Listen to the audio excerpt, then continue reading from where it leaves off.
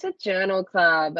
You're here today with Dr. Kristen Summer, Emma Shipton, who is currently in the middle of a PhD, and Dr. Laura Gainch. Hey guys. Hello. How you doing? So good. Very happy to be here. Very happy to join my first one. It sounds like fun. I mean, it's been a while since I did all this proper science stuff, so I'm like, yes. It is time to stretch those academic muscles. Welcome back into the fold.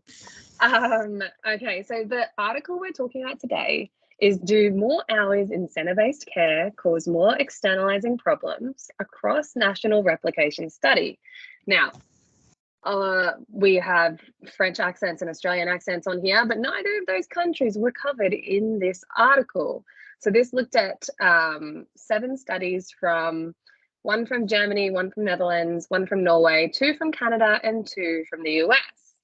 And basically, it was trying to disentangle the contradictory findings over the last couple of decades that have found.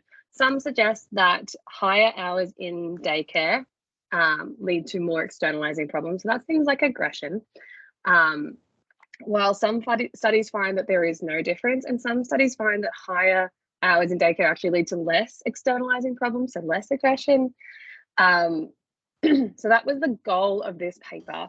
And they had a bunch of super dense statistical jargon and things in there, which we all found really hard to read. I am very good at random effects analyses, and it was hard for me to read.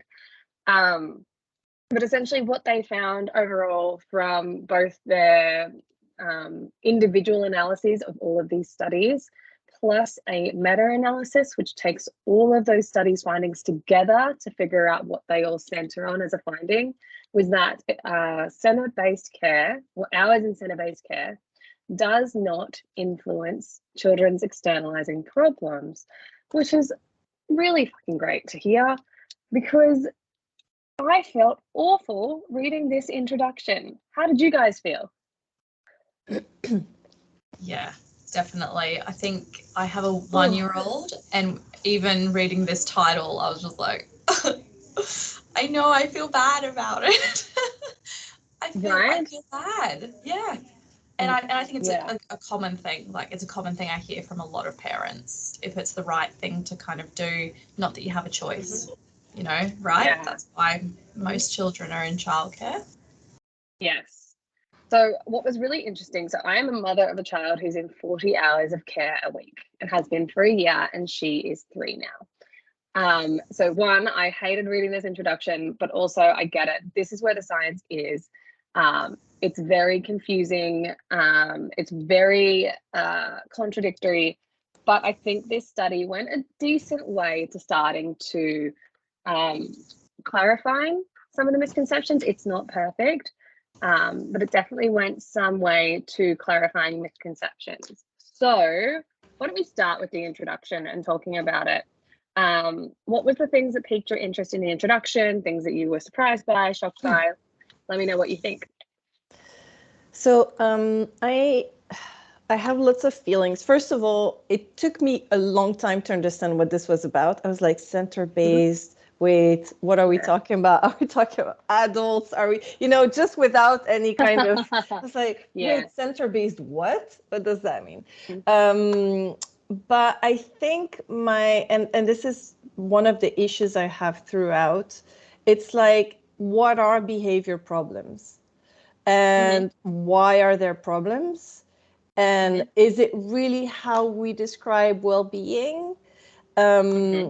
So this is, I think, and I wish I had time to go through the studies that they actually talked, because there was lots of things that I wanted more of, and see, how they sampled and what they separated. But that was the main thing where I was like, I wish they would have talked about that, at least in the discussion, where it's like, okay, in this paper, we decided that this is how we represent well-being of children, because in my field of sleep coaching nowadays, I'm like, your problem's showing, your problems hit your child's hitting, your child's biting. Well, good, because at least you know what's going on, and you can do something about it. Like, is that the problem? Or I don't know, maybe I'm going, but originally I was like, wait. And that's the first thing I jumped on, to kind of go into methodology and see what were the problems, which were hitting, biting, kicking other children, fighting more. And I'm like, yeah, I'm a little bit, I'm not sure what I feel about it. And what you were saying before about, how you feel about hearing, how dangerous it can be. I think for me, the narrative is more, do you have the choice where you put your child rather than the number of hours? Yes. Yeah. So one of the big things they point out in here is that quality does seem to make an impact. I don't think they measured quality of the center in this study, but you do point out something really interesting, and that's the glaring lack of internalizing problems being evaluated here. So they exclusively talk about and evaluate externalizing problems. So that's things that the child outwardly shows. And the problem with this, I think, is that that's not all that children will garner from childcare. They will garner positives, they will garner internalizing challenges, and it will vary based on the type of child, the type of home environment, on a whole bunch of different things. But the externalizing problems kind of feel like, these studies were motivated, and the studies they're talking about started back in the 90s, when we still really had this focus on children being seen and not heard and being perfectly well behaved. And we now have a much better understanding of what externalizing problems are. And they're generally speaking to a lack of connection, a lack of self-regulation capacity, a lack of co-regulation. And this does go hand in hand with things like childcare quality. When you have a higher teacher-student ratio. Yeah. This is what I wanted to know about too. I feel like we don't know, because for sure in Norway and in Germany, I would think that the ratios, it's higher. There's more teachers. So they have it in a table. Hold on, I will share my screen like I did last week. So there is in the table, but it's not great because it's averaged across. It's averaged across the entire first 5 years, and we know that babies in the baby room have a very different ratio. I'm just scrolling down. Hold on. Here it is. Table 1. I think it's table 1. I'm just trying to rotate it. There we go. Not all of them, but sure, let's rotate all of them, and that's fine. So you'll see in table 1, it will tell you. So the ratio is 17.72 children to teachers in Canada, 17.51 teacher to child in Germany in 1993, but 8 in 2014. The ratio in the Netherlands is 15.5 in 2014. In Norway, it's 6.21 in 98. And then in the United States, it's 27 in 95 and 13 in 2014. So it looks like a lot of them are actually progressing towards much smaller ratios.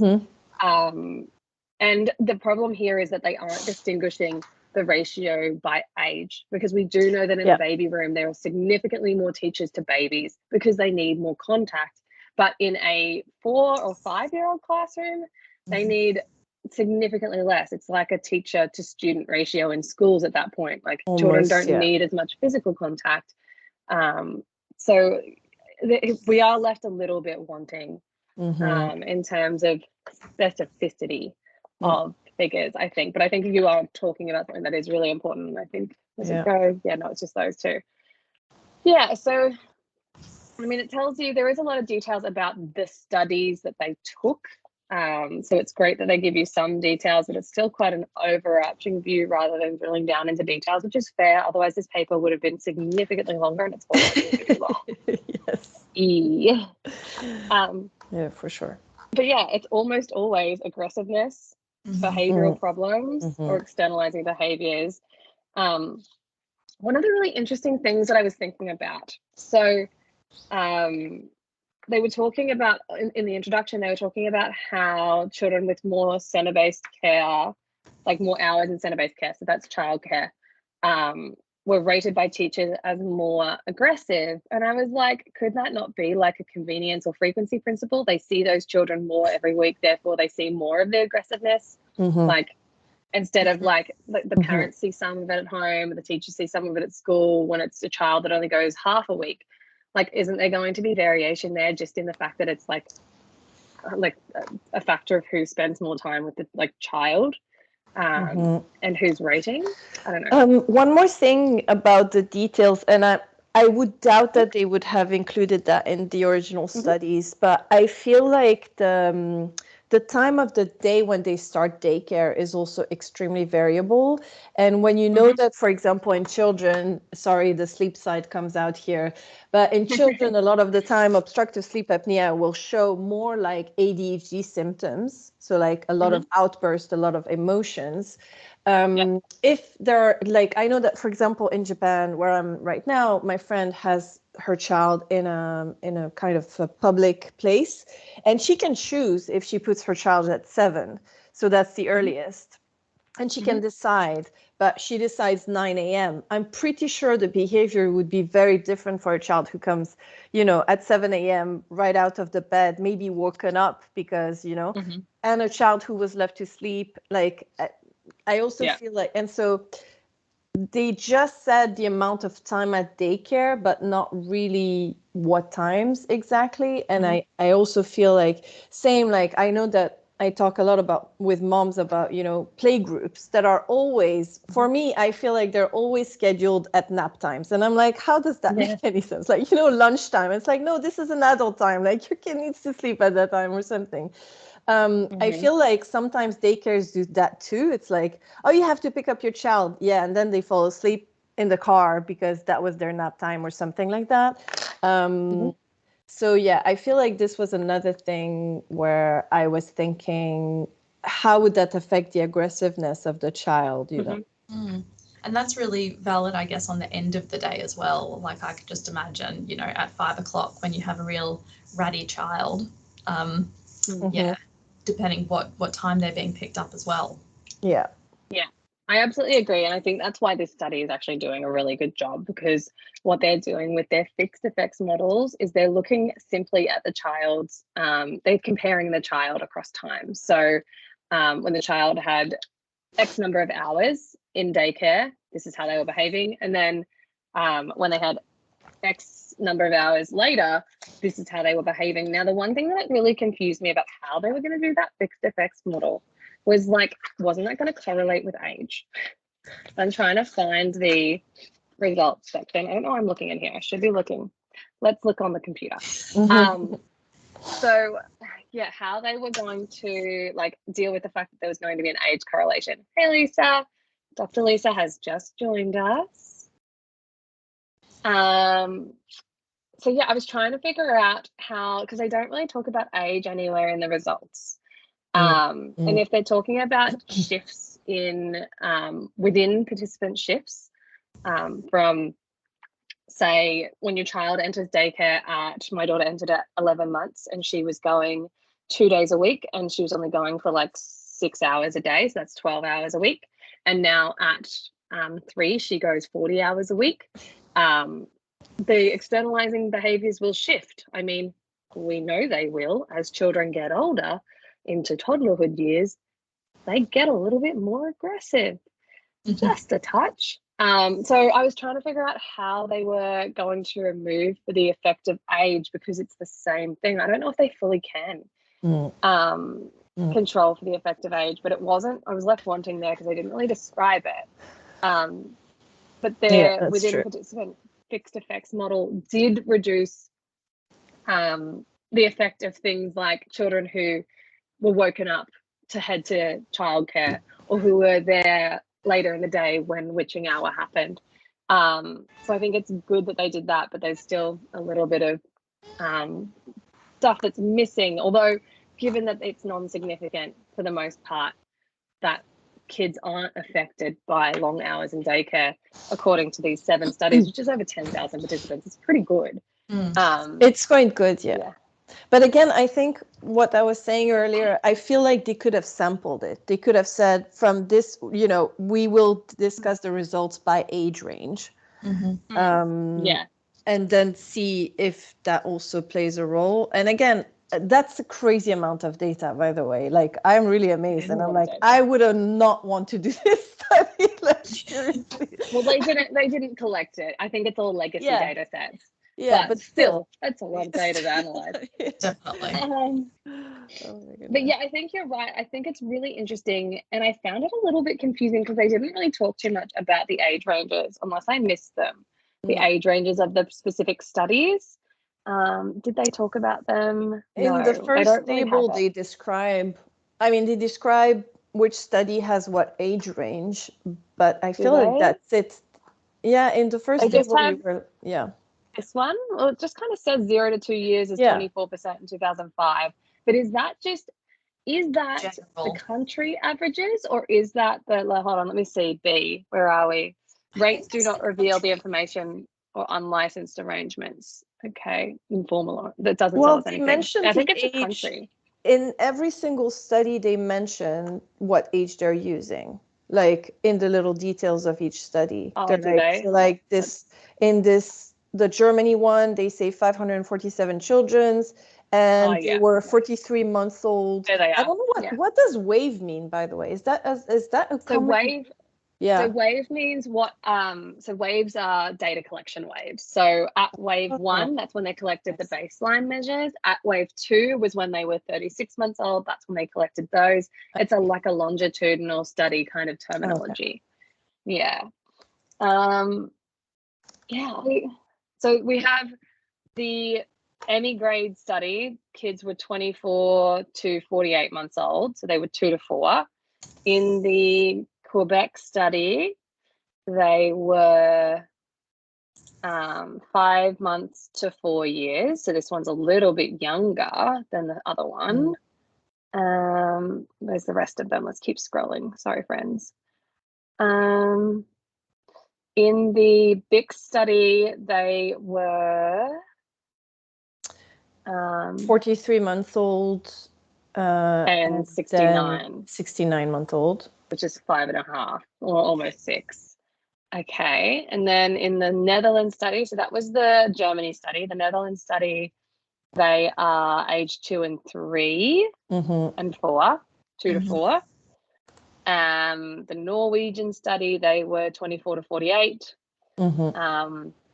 The US study was 24 to 54, which is 4.5. And then they were 35 to 58 in the other US study. So they're generally all around that preschool age range. And there isn't a lot about babies. Like, there isn't many studies that actually looked at babies. So it really is more in that toddlerhood era. Yeah, I'm really surprised by that, especially in the American studies as well, because obviously American families have to get their kids into care early because they don't have parental leave. So, well, you would think that, but if these are the measures, like, so in table 1, the enrollment in licensed childcare percentage, I don't know if that's for the study or if it's for the country, but in the study, this says that only 24% of 0 to 2-year-olds in Canada were enrolled in 2005. So if we go to the US ones, 27% of 0 to 2-year-olds were enrolled in 2006, and 25% in 2010. And that is for all of the US studies. And what does licensed childcare mean? That's a formal childcare, so not a family daycare, not like a playgroup kind of thing. So that's like a formal childcare center. But would you have, because again, I don't know about America, but in Japan, we have really different status of is it government recognized, and then you have the same one, or private, and then this is not going to be considered official. Like, is that the kind of thing? Because I'm really doubtful about this enrollment, to be honest. Doesn't it? That's a great question, and I do not know. In one of the studies that they talked about earlier on, I think a study from 1986, the treatment group, I think, included being cared for by their father, which I thought was... A summer up here. I did think it was funny. What I also found was funny was the way they were setting this study up. because they were talking about the history of study of childcare and externalizing problems. And they're like, the whole reason that people were motivated to do this was because all of a sudden mothers were going back into the workforce and into non-maternal care. And I was like, whoa, hold on. Like maternal only care is the new thing. Like over the last 200 years, maternal care, solitary maternal care, is the new thing that we should be worried about, because it's burning out mothers, and it's like children aren't getting as much contact and engagement because their mothers are burned out. And this is like, oh, we're moving away from non-maternal care. I'm just like, wait, what? Like, yes, yeah. That was a red flag when I read that. I thought, oh, hello. This whole field is a little bit concerning. Unpacking, that could have been done. But don't you have this trigger? Like every single time I read an article about children, like there's always something where I'll be like, you were almost there. Like, don't say that. Oh yeah, kind of like when I was reading that sleep training article that I'm pretty sure I talked about on TikTok for an hour. And it said, like, they wrote in it that waking in the night was a coercive behavior trap set by babies. And I was just like, oh, like, good. Anyway, so like, I get it. When you write a paper like this, you have to focus on what you're doing. So I get why they wrote it. It was so ironic to be like, oh, maternal solitary care is the norm that we're meant to be worried about moving away from, but it's not, because village-based care, allo parenting, multiple attachment relationships is the standard. So when we looked at, so there was a couple of theories about, like, that they talked about. Ooh, my Siri is listening to me now. They talked about a couple of theories. I want to talk about them because I found them really interesting. So theoretical explanations for risk of center care. So the first theory was attachment, which they quickly refuted, but they said that, so there was one theory that said prominent early explanations focused on disruptions of parent-child attachment, either due directly to the separation anxiety experienced by the child or due more indirectly to the way time apart could undermine parents' abilities to sensitively respond to children's attachment needs. I found this one really interesting because this is very, very prevalent in what I'm sure everyone talks to all of us about on social media. They're so worried that sending their child to daycare will ruin their attachment. What do we want to say about this? For me, it goes back to what we were saying at the very beginning. It's like, I wish more parents could choose the place they put their children, that they could, meet the teachers, like the teachers, trust the teachers, so that the teacher can be an attachment figure, and that we wouldn't be so scared to have more attachment figure per family, as you were saying, with like this village kind of care. And so I don't know. I feel like for me, if my daughter is attached to someone else that will provide her other things, it will strengthen my relationship with her, instead of like weakening it. Absolutely. Emma, Lisa, do you guys have any extra thoughts? Yeah, so that's how I view childcare as well. So my toddler is in full-time childcare while I'm on mat leave with my youngest. And yeah, I welcome those relationships that she has with her educators. They're absolutely beautiful to her, and it's fantastic, and she's learning so much from them. And I see that as the village that we've all been missing. And I love what you just said, Kristen, about that isolated maternal care, because I couldn't believe how much I felt isolated when it was just me and her before my son was born. I'm somebody who loves my alone time, but over the course of that maternity leave, I realized, no, this doesn't seem right to me. So now that she is out in the world and building these beautiful relationships with her educators and other kids at the daycare, for me personally, I love that. I think it's fantastic. And it's sort of, it's sort of that paid village, that we all have these days. We don't necessarily have our grandparents around, or our sisters or our brothers around, or other people, related or blood related or around us. So we sort of have to pay for that village, and that's what I see the daycare as for me. So I'm always nervous about reading these childcare studies because they often don't reflect the situation that I'm in.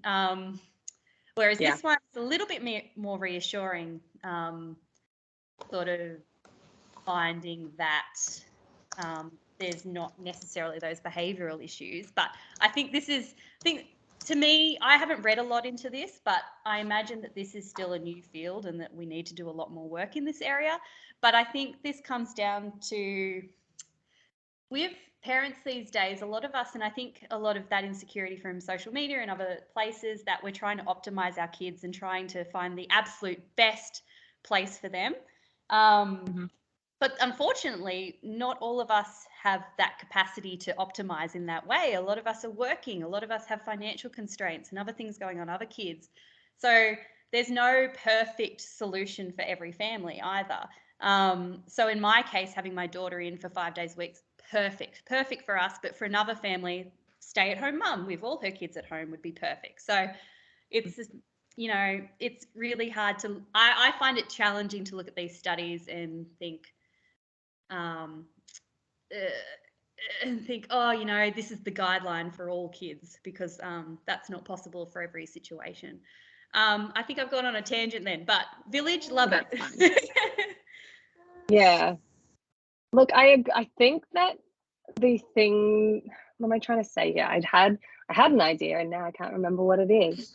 Oh, that's right. It talks about the fact that, and this has been refuted. So this theory has been refuted. We find that it is not the case, that childcare attendance does not affect the parenting attachment relationship. And you said that you think this field might be a little bit new. Unfortunately, Lisa, it's not. It's from like the 80s.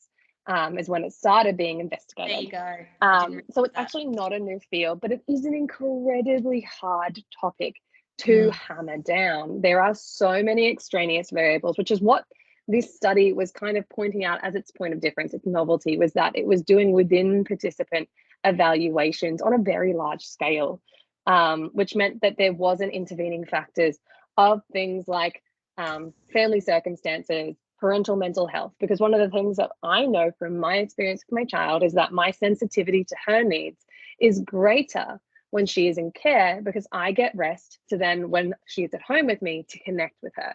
Now, there's a lot of other things that go into this. We know that for some children that are at risk, being in daycare is incredibly important, because that's when they get those stable routines, those loving and caring relationships, and it's the only time that they get them. So it can actually, this is probably why it gets very contradictory as well, is because when you're trying to aggregate across multiple different populations, you're going to get either no results or you're going to get confusing results. And that's what this paper actually does say, that like these studies aren't representative of entire populations.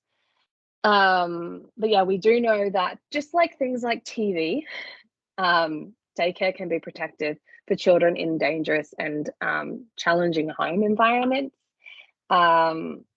And the most ironic thing from this study was that some studies have found that the children most likely to have an increase in aggressive behaviours due to more hours in childcare are white middle class children, which is really interesting. What do you guys think? Yeah, I wasn't sure what to make of that. I was trying to think how/why. Look, it's chaos. It was one, I think it was one study, so that could have been why, but they talked about it a lot. So I feel like if it's one study, they shouldn't have talked about it as much as they did. So maybe it was more than one. But it was interesting. It's probably just the most likely where they could find an effect, the most stable population where they could find an effect, where there wasn't intervening variables, so there wasn't other things kind of conflating with it. I don't really know what to say to it, but they didn't find it in the current study. If we scroll down to the results for a second, we'll go back to the other theories that they posed in a minute. But in the results section, it tells you what was related with externalizing behaviors, which is your aggression. And by externalizing, it's pretty much exclusively aggression. I'd really like to see this with internalizing behaviors. I think it'd be really interesting to see how it correlates with things like anxiety and depression. But so if we look at the table here, this table gives you a snapshot in numbers, so maybe not useful to a lot of the normal humans out there that don't look at stats every day. It gives you an idea across each of the 7 studies what actually was related with aggressive behaviours as a function of time spent in centre-based care.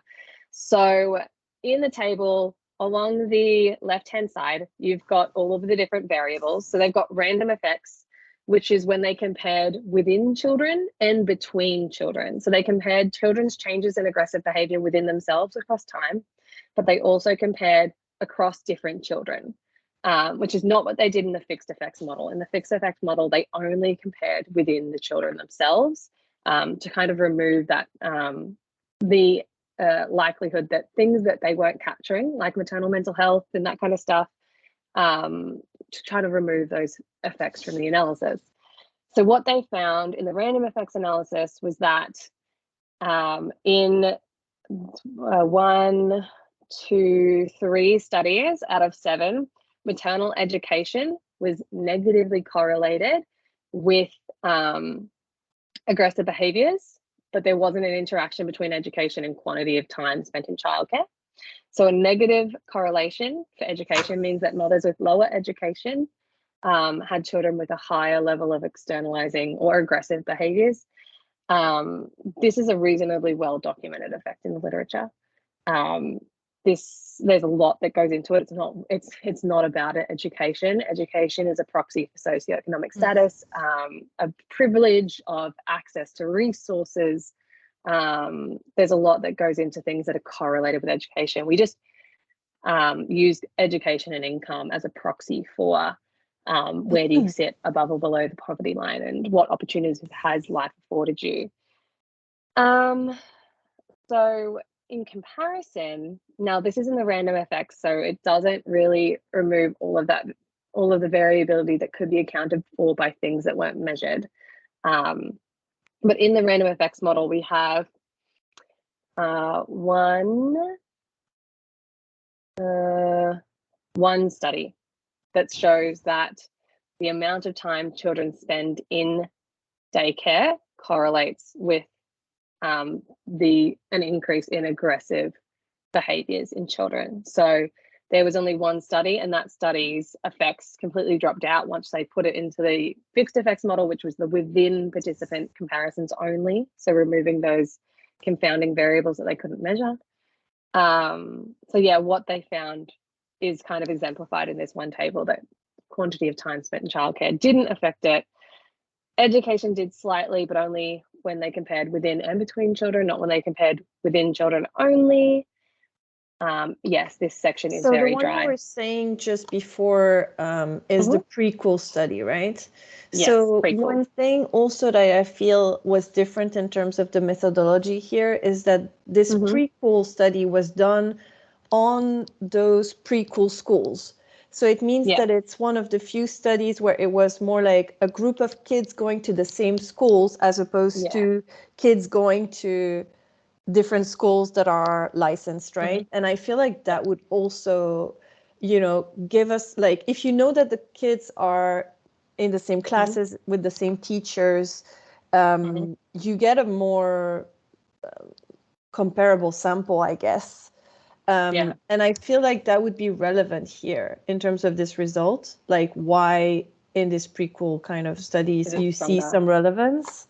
And I don't know if you agree with me, because I've been on social media and I don't want to go against all my colleagues because there's so many people who are not scientists that I love and they're doing an amazing job, but I'm really tired of people being like, this sample is so small, this sample is so small. For me, this study really shows that, and I don't want to go against I think it's amazing what they're doing, but also I feel like we really should stop trying to make it the bigger, the better. I feel like this is drowning everything. And I think we are all kind of in the same journey where we're trying to show people the individuality as opposed to like, what's the best for everyone. And here we're drowning, like, everything that these little studies showed is erased by putting all the data together, is kind of what I feel. And I think we should give more relevance to the small studies that are like, okay, it's a small study, but this type of kids maybe have these responses or these needs or something like that. Yeah, I agree and disagree simultaneously. So I agree that small studies that specify a specific population, we need to focus on the effects on that specific population. That's very important. I do, however, disagree that putting all these studies together, because they were already monster studies. And what we know from statistics, from null hypothesis testing, which is what this is that the more participants you have, the more power you have to find teeny tiny effects. So it's the fact that we have found very little effects in all 7 of these studies, because they analyze them all individually. So this table is all of them analyzed individually. This isn't the meta-analysis yet.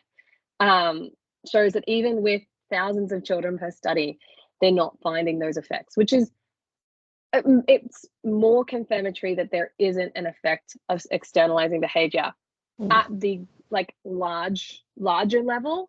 But there could be, sure. I actually think that there could be for certain children, certain families, certain situations. But these studies aren't designed to point to that. They're trying to figure out whether we need policy changes around childcare. So I think one of the biggest motivations, at least in the US, for exploring this effect of time spent in daycare for child externalizing behaviors is to go to the policymakers and go, hey, these guys need more maternity leave because, you know, this isn't working for small children. So I can understand why people have been investigating this. It's really important for policy change. But in terms for informing parents individually about whether they should put their child in more or less childcare, this isn't helpful, because usually parents are putting their child in childcare not because they think it's going to help their development. They're doing it because they need to. So I think this is where the science and the practicability of it diverge. This is for the policymakers. This shouldn't be for the parents. So yes, I agree and disagree at the same time. But yeah, that's research in general, isn't it? Like, these are the findings from all of these studies, but hey, what suits you and your child and your temperament and your life is not going to be reflected all the time. Yeah, but what's going to come out in a press release from such a study is, see, don't worry, you can put your child in daycare however long, it doesn't affect them. And then, so what Kristen was saying exactly, like, people are going to be like, how do you translate that to the population? You don't. And I mean, the problem is I also didn't read the discussion, and I didn't read the last 2 paragraphs, but I don't think, because I fell asleep, but anyways, I don't think they said in there anywhere about this like individual variation and this unique child level effect. And one, it could be because they didn't have space for it. It wasn't on topic, but it could have been a limitation. It might be something that needs to be instantiated more heavily in science. There was not much about it, no. But then again, media don't even read the paper anyway, so what's the point? They read the abstract. That's what all the social media people do. They read the abstract. And like, anyone who understands science a little bit will go, oh, it's published in Child Development. That's a huge journal. It's high impact. It's really valuable. Therefore, what they found is important. I'll read the abstract and I'll just take that and run with it. And it's not really that harmful for a study like this that finds that childcare doesn't seem to increase children's problem behaviors. But if this study had found a different result and found that it would have been a major issue, right? It would have been a really big problem if they'd come out and said, you know, any number of hours over 20 hours a week increases children's problem behaviors by 2 instances of biting, hitting, kicking, whatever, a day. Imagine the media release that would have come out if that's what this result would have found. But that would have been politically blocked, no? I mean, I don't know if you guys have that much experience, but I remember when I was working on a project that could affect kind of like the medical field, the article was blocked for more than a year because it was like, yeah, that's going to affect the finances of, you know, health insurances and stuff in the United States. So I feel like that result would have been like, no, we can't release that because otherwise, you know, moms are going to stay home and not go back to work and blah, blah, blah, you know. That's very possible. I mean, that's why preprints exist now too, though, because like if there's something that's getting blocked, like academics can just chuck it up on preprint, and like people are starting to learn what preprints are. They're not peer reviewed, but you know, it means that something that's blocked, like what's the thing, the preprint that keeps being an issue right now, the safe sleep. So the SIDS, so you guys know the SIDS paper where they found that like whatever it is, like it's not acetyl Yes. something cholinesterase is linked to SIDS deaths. Whenever I post about SIDS anymore, people are like, why are you bothering? Like, didn't they find that SIDS has a genetic link? So none of this matters anyways. And I was like, oh my God, no. Like one, this was a preprint. It hasn't even been done yet. It was a single small preprint that suggested a link between like a genetic factor and SIDS, but it doesn't you know, it doesn't mean that you can't all of a sudden just like do anything unsafe sleep-wise with your child. This is an additional thing, and it's an interesting thing to look at, but it's a preprint, and clearly the media took it as a preprint and ran with it, and it's actually having some pretty significant effects. I didn't think that anyone would like automatically be like, oh, you know, I don't have to do any of the safe sleep stuff anymore. But it comes out on my Instagram feed 6 months later, and it's like, what? Yeah. So there is dangers with preprints. This isn't a preprint, by the way, guys. This is a fully published paper in child development, which is the Society for Research in Child Development's flagship journal. It is very, very fancy. It is, I have not published in there yet. I've been rejected once, my only rejection ever. That's fine. We'll try again later. Keep going. Keep going, it's fine. If that's the amount of data you need to get one paper out. I mean, this It is also a needs to complex be study, isn't trendy. it? Look, it's not that complex. The stats You don't are a think? little bit fancy. No, it's legacy data. So one, it's legacy data. It's not new research. So legacy data is data that has been collected previously. Yeah. But I guess it's to probably say, yeah, it's a complex topic. You know, there's so many variables and things that you can't measure, and things that you really can't quantify. Like it's tricky to sort of untangle this web, isn't it? What's really heartening is that this is a null result, that there is no difference, and they publish that because usually they don't. What is glaringly missing here, though, is that they interpret this null result as meaning there is no difference, and that's not what you can do in null hypothesis testing. So that's a bit of a problem. They probably should have done a Bayesian analysis somewhere in here to go, this is the likelihood that the null hypothesis is true. So a null hypothesis means that there's no difference between groups. But they didn't do that. So they mention it at the very, very end of the discussion. Yes, we acknowledge that the absence of evidence is not the same as evidence of absence. Really just before the conclusion. So I was glad to read that. I was like, okay, finally, you mentioned at the very end. Yeah. Where no one will go all the way. I fell asleep before then, but you know, so the overall meta-analytic effect size is 0, supporting the conclusion that effect sizes do not worry concern over negative effects of ECEC. I think that it's kind of a cop-out because Bayesian analyses are actually they're kind of easy to do. Like there are a lot of tools around now. It's kind of a cop-out not to do that, to only focus on null hypothesis testing, especially when you're talking about how your methods that you're using are so much better, that your analytic technique is so much better than the studies that have come before you. If you find a null result and you're interpreting it the way that you are, perhaps a Bayesian analysis or even just an interpretation of the confidence intervals is going to give you more ground to stand on. And I find it really interesting that the reviewers at Child Development didn't flag that, because the reviewers at the Journal of Experimental Child Psychology flagged that for me the other day, and I was like, yeah, sure, here's my like Bayesian analysis for another effect that has been shown to be significant, and I found that it wasn't. Like it's not that much to ask for. Either the reviewers should have asked for it. Like I don't see any influence of the review process on this paper, which means it must have gone through quite easily, because usually like you'll see evidence of the review process. People will have added in analyses and said at the request of reviewers.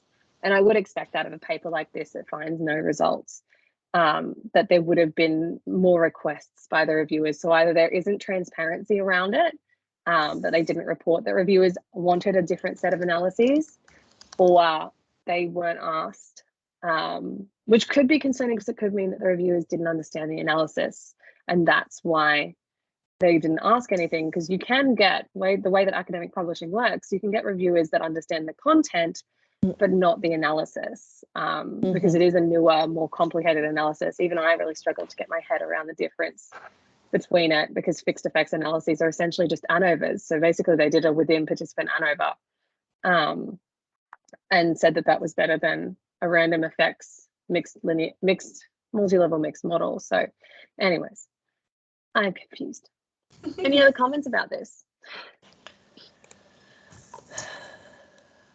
I wonder then if it was an invited paper or anything like that. Because I've been on an invited paper before that went through very quickly in a really good journal. So lucky you. Yeah, so what you're saying is making me think, interesting. Mine was a qualitative paper, so there wasn't any any statistics in that respect. So it was a bit different to this. But I wonder, I don't think they really say cool. No, they don't. I don't think it is. I think it's I think what's really nice is that all of, if we go up to the author list, all of the authors collaborated from all the different places, all the different samples. So I think that's really cool. This is a multinational study. It's just, it's huge.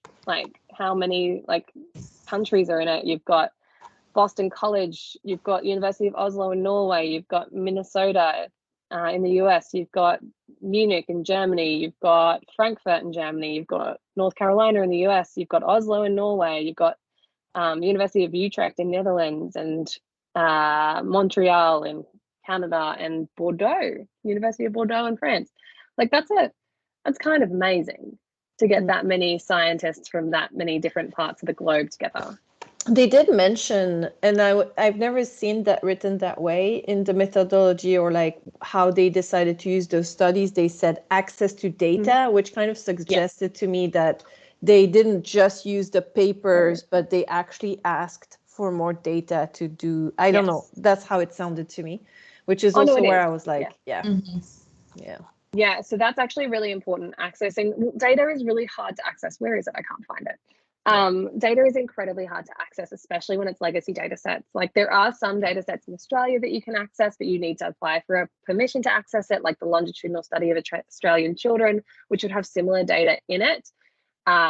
They would have asked to access these people's data sets and potentially offered co-authorship for the PI, which is probably how we ended up with a multinational author list, which is really interesting. Not a problem. It just means that they're all collaborating together, or they're not collaborating so much as they're offering their data in exchange for authorship. You never really know. I don't think that there's a credit statement on this paper anywhere. And credit, for those of you that don't know, is a rubric of which authors contributed what to the paper. Usually on high impact journals it's required, but I don't see a credit statement anywhere here. And the lab head is the one who's in France and Canada, which is quite interesting. And it's because there wasn't any studies in France, so I'm not sure.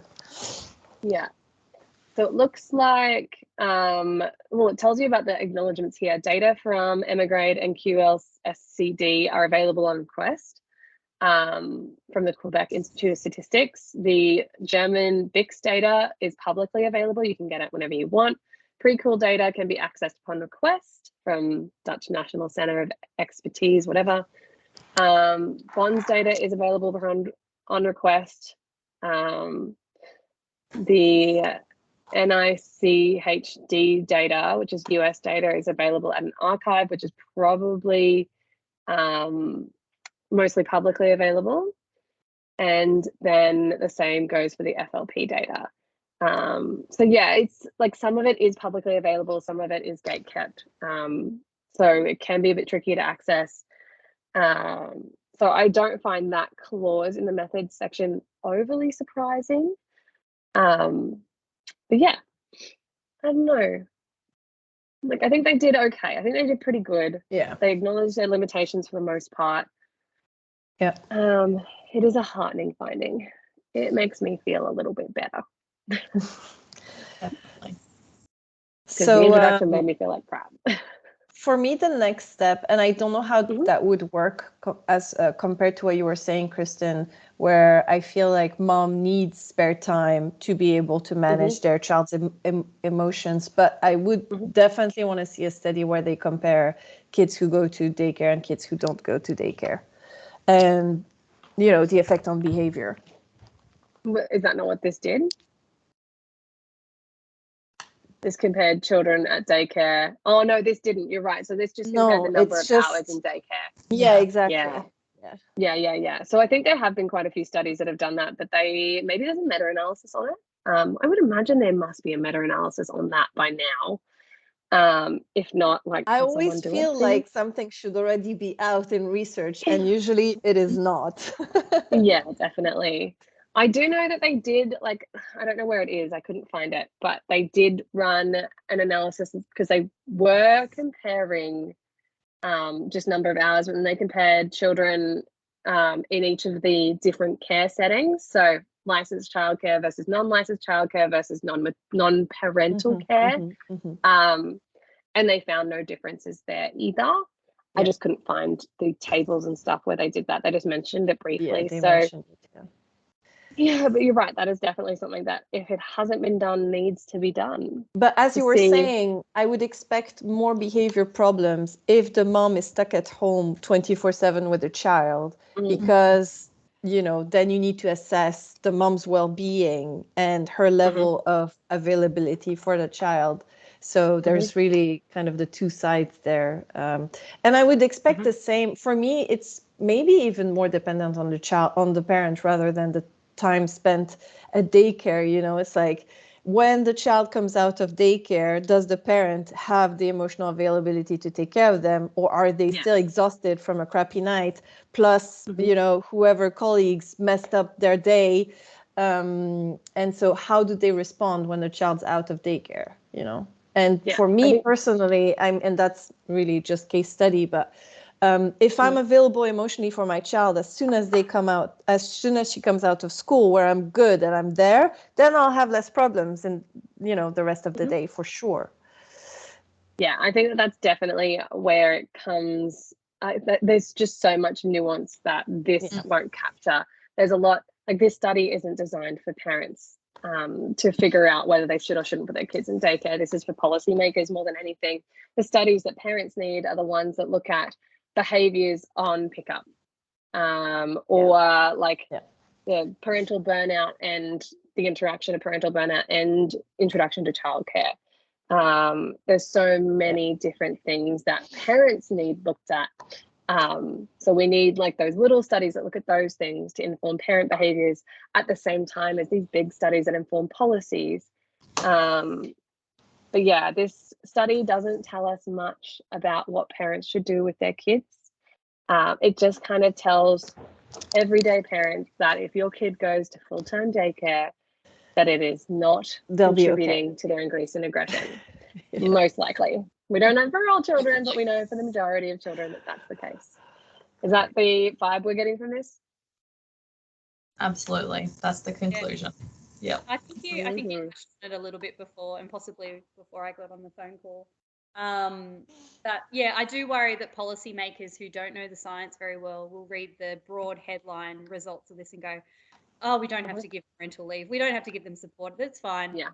The kids go to daycare, they'll be fine." Instead of taking a step back and going, "Oh, this system is a bit broken for us. Maybe we should be supporting parents more." And I don't know. I'm just thinking from the parents' perspective and policy making decisions. Yeah, what the implications of this is. The science is important, and obviously this needs to be published. But it's scary when people who don't have a good understanding of science read these things, and then they're the decision makers of the world. So anyway. It is a bit concerning, especially because this study doesn't look at babies at all, or how early introduction to childcare impacts on later child behaviours. So this study isn't for the policymakers of maternity leave anyways. Like, this is for, I don't know who it's for, but I don't know. It's good and it's bad because it means that, like, they didn't assess quality. They didn't assess quality of childcare, and that feels like something that should be done. to motivate the like investment of more money into childcare reform and quality. So I don't know, the paper on its own is great, but what it practically can apply to is very limited. Yeah. Anyways, all right, well, that was brilliant. We lost Laura because she had to go, but that is okay. Thank you for coming, Emma and Lisa. I will leave everyone's handles in the description-y thing, wherever this finds you. And I will see you guys next week when we talk about our paper on apologies and what happens when mothers apologize to children. Ooh. I know. New one. All right, I'll see you guys next week. We'll see you then. Bye. Bye.